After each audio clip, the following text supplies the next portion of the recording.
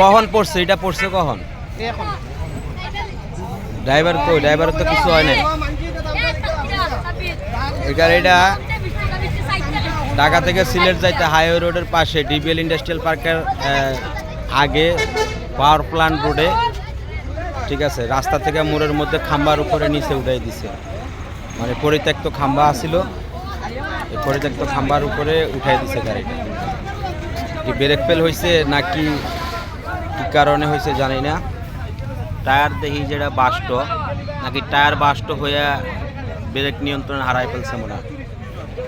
এরকম কিছু একটা হবে